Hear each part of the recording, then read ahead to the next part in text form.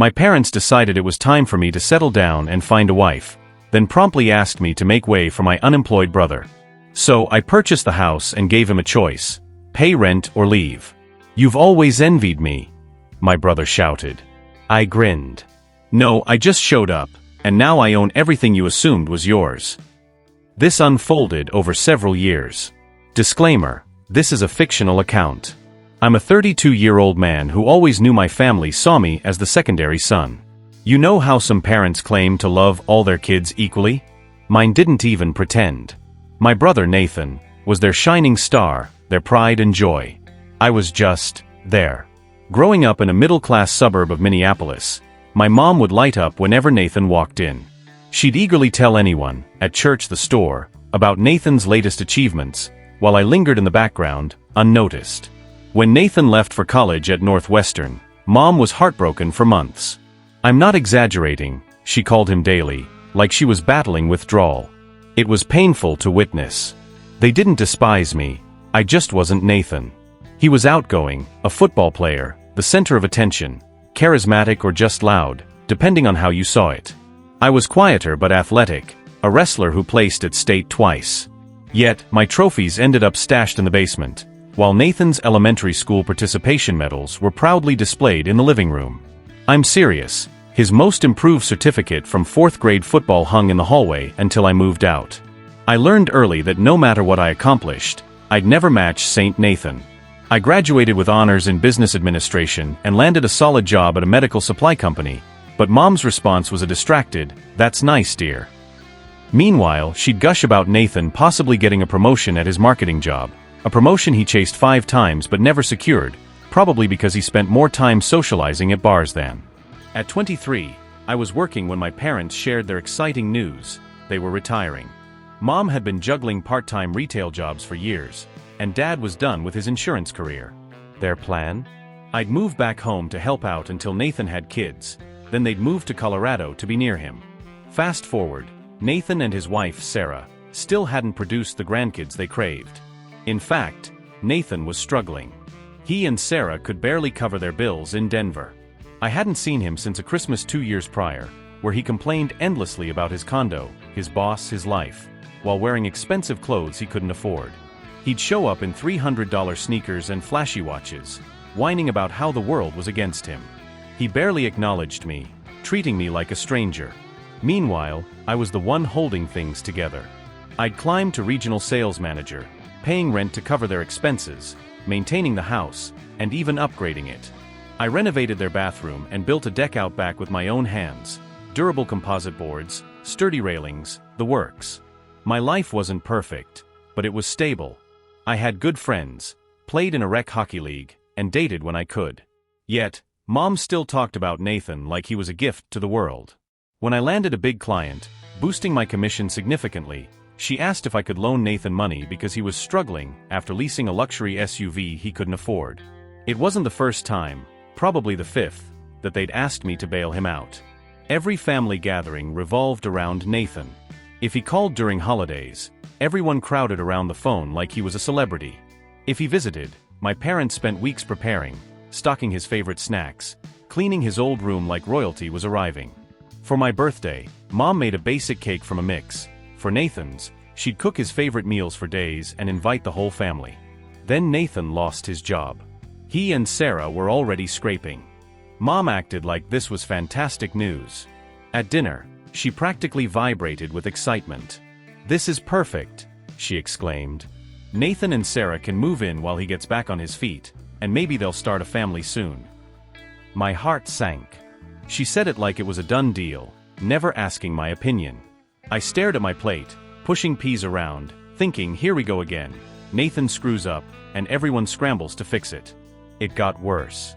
A few nights later, they sat me down for a family meeting. They wanted me to move out. "There's not enough space for everyone," Mom said in a sugary tone. "Besides, it's time you focused on finding a wife and starting your own life." But here's the twist. They still expected me to pay rent after I left. I felt like I'd been punched. For 5 years, I'd put my life on hold to support them, being the responsible one while Nathan lived it up miles away. Now they were kicking me out so their golden boy could take my place. and still wanted my money. Dad must have seen I was fuming because he suggested I think it over. I didn't need to. For the first time, I saw my parents clearly. It was never about fairness or appreciating my efforts. It was always about Nathan. I remember thinking, let me get this straight. You want me to leave the house I've been maintaining and paying for, so Nathan can move in, and you still expect me to cover rent? Mom had the nerve to say, we're on a fixed income, and Nathan needs time to find work. It's just temporary. How long? I asked. She brushed it off. Oh, you know Nathan. He's so talented. He'll bounce back soon. Sure, like all those other times, I muttered. By morning, that shock had turned to fury. I kept replaying every moment they praised Nathan while ignoring my promotions. Every time Mom showed off his old jerseys while my wrestling awards gathered dust. Every hint I was just a stand-in until their star returned. And they still wanted my money. I was done being their cash machine. I told them I wouldn't fund their lifestyle anymore. My mind was set. I was through being their safety net. Over the next week, I quietly packed my essentials, documents, valuables, clothes, and things I couldn't live without. I didn't tell them my plans. I'd lose it if they guilt-tripped me. I'd accumulated a lot, gym equipment, books, tools I'd used on the house. I wasn't leaving those for Nathan to sell off. I carefully packed my grandfather's vintage toolbox, the only real heirloom I had, ensuring every tool was accounted for. While packing, I hunted for a new place. Since I'd been covering most of their mortgage, I knew I could afford my own home. I found a great spot, close to work, solid layout, 2 bedrooms, and a balcony for grilling. Most importantly, it was mine. I signed the lease on a Thursday and planned the move for the weekend. My parents thought I was still mulling their request. They had no idea I was pulling away from their world. Moving out was intense. I waited until after midnight, partly for the thrill of it, partly to avoid their questions. I'd already moved most of my stuff over the week, telling them I was organizing. That final night, I took my bed, remaining clothes, and gaming setup, leaving my keys on the counter with a note. I got my own place. Don't ask me for rent. Straight to the point. I loaded my truck and drove off without a glance back.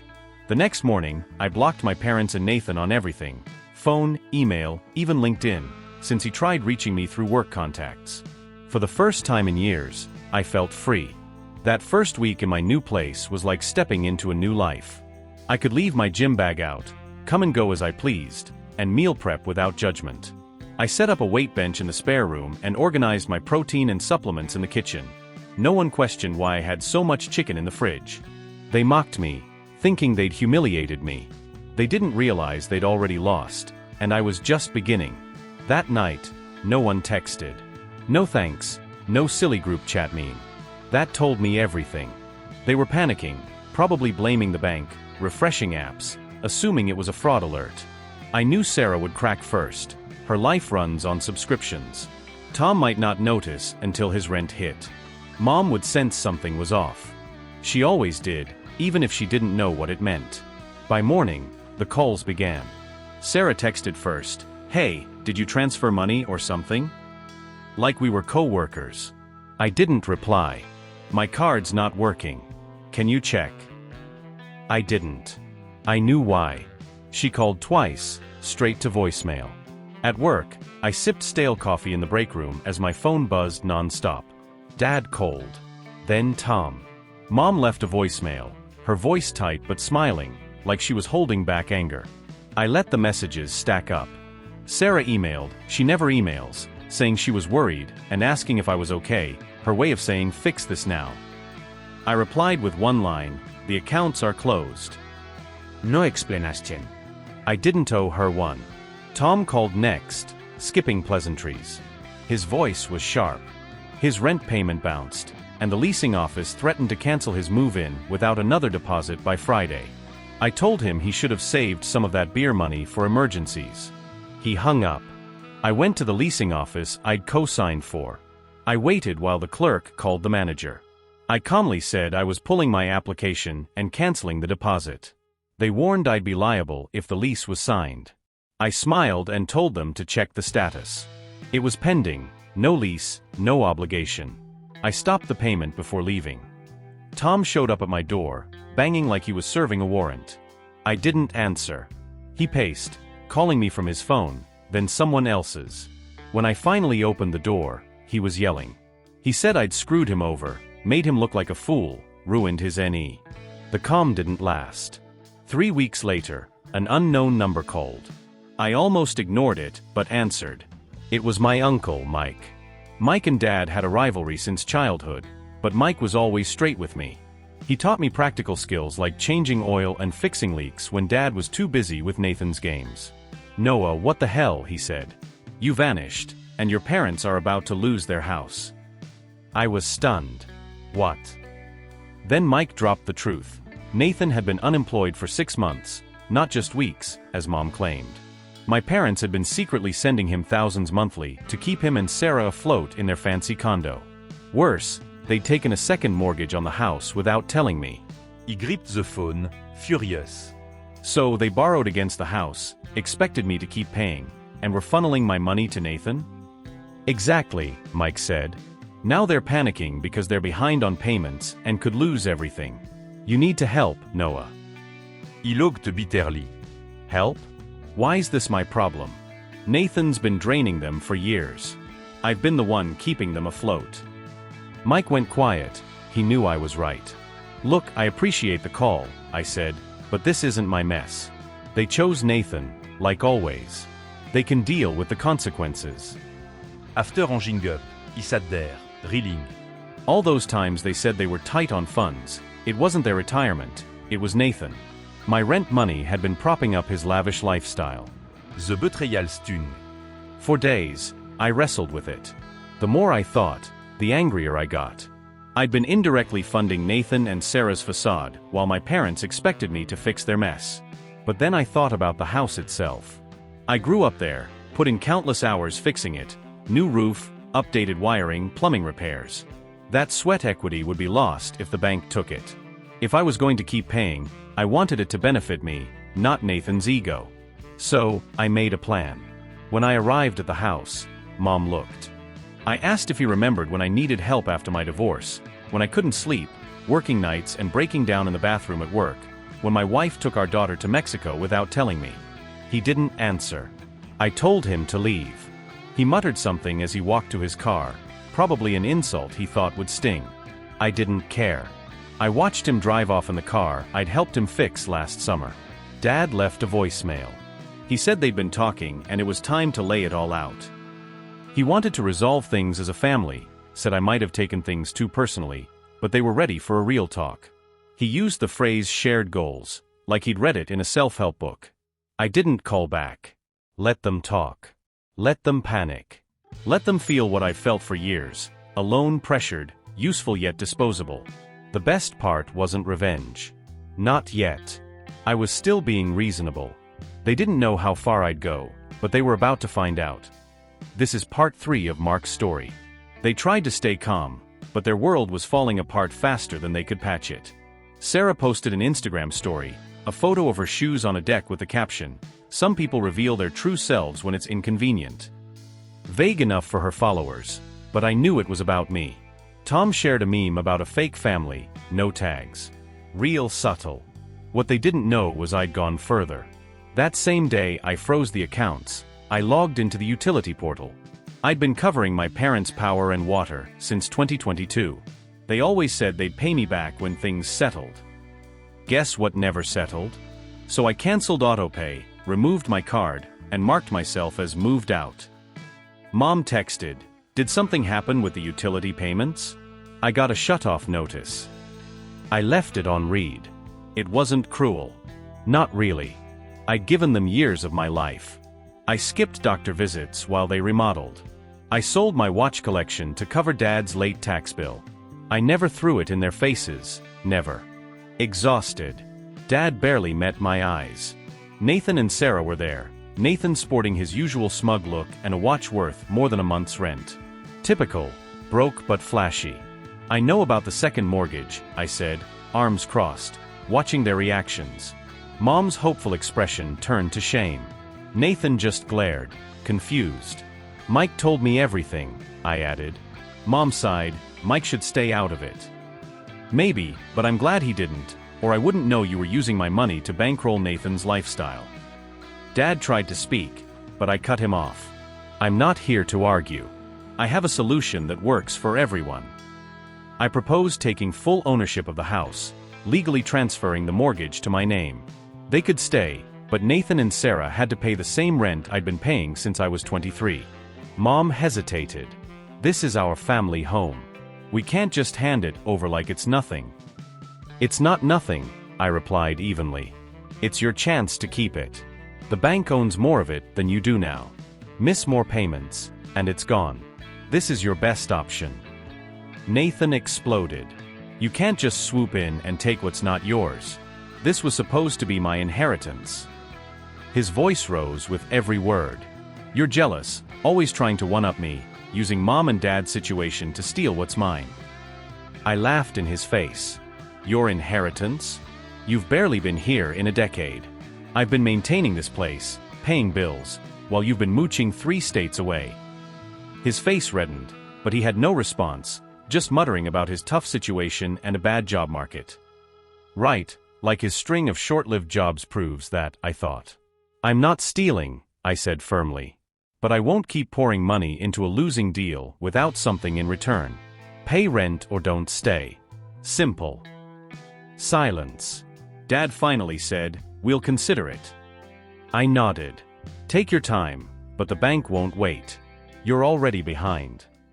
As I left, Nathan muttered, this is bullshit. You're just trying to prove you're better than me. I smiled. No, Nathan. I don't need to try. I just show up. His expression was gold. Mom gasped like I'd caused a scene. Dad stared at the floor. It felt incredible to finally say what I'd held in for years. A week passed with no word. I figured Nathan was pushing them to hold out, hoping I'd cave like always. Then Sarah called, her voice shaky. Nathan hadn't paid a dime toward the mortgage, even after a foreclosure notice.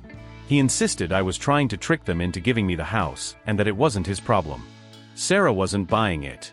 I don't want to lose the house, Noah, she said. Your offer's fair.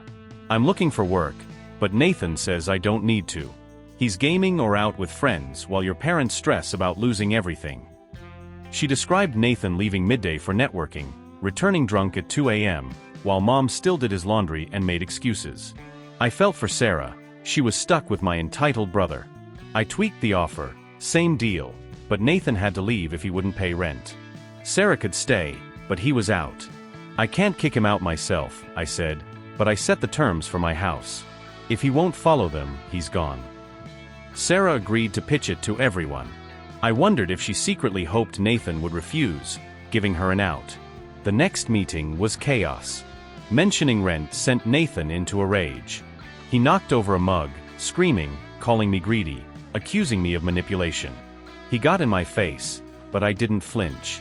I dealt with his outbursts my whole life. You think you're better than me, he yelled. You're jealous because Mom and Dad love me more. I stayed calm. This isn't about favorites, Nathan. It's about responsibility. You've had a free ride forever. Time to pay up. He spat, screw you. I don't need you. I've got big things coming. Big things don't pay bills, I replied.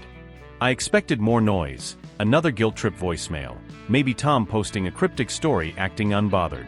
Instead, Sarah showed up at my porch. She hadn't been to my place since the divorce.